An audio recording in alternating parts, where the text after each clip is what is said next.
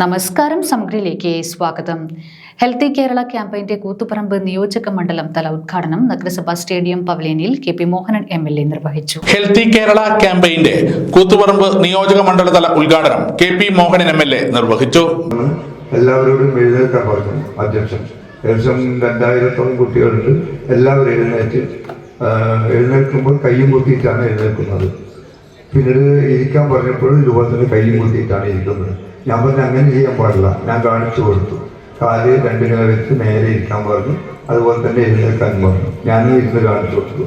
അവരെല്ലാവരും തന്നെ അതേ രൂപത്തിലായി. കാരണം എന്താ, കുട്ടികളിലാണ് ഇതൊക്കെ തന്നെ വേണ്ടത്.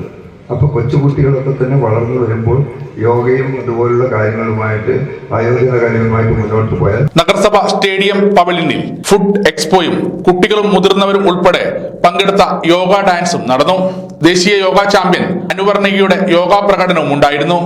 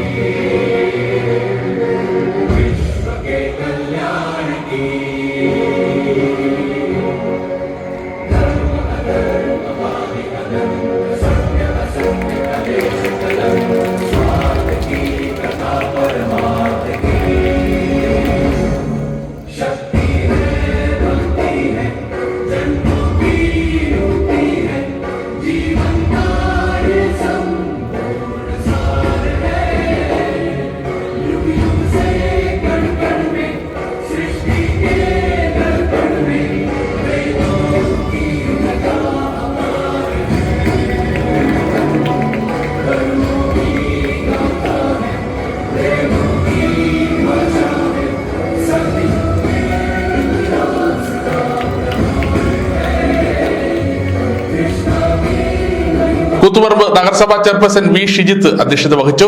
Pattiam grama panchayat president KP Pradeep Kumar, Kottayam grama panchayat president K. Arathi, Panoor നഗരസഭ vice chairman M. Baburaj, Kottayam grama panchayat സ്ഥിരം സമിതി അധ്യക്ഷ സഫീറ, കൂത്തുപറമ്പ് നഗരസഭ ആരോഗ്യ സ്ഥിരം സമിതി അധ്യക്ഷൻ Fathimathul Hashida, doctor PM Dhanya, doctor Sithara Dharmaraj, doctor AP Jithesh, doctor A. Sreebha എന്നിവർ പങ്കെടുത്തു.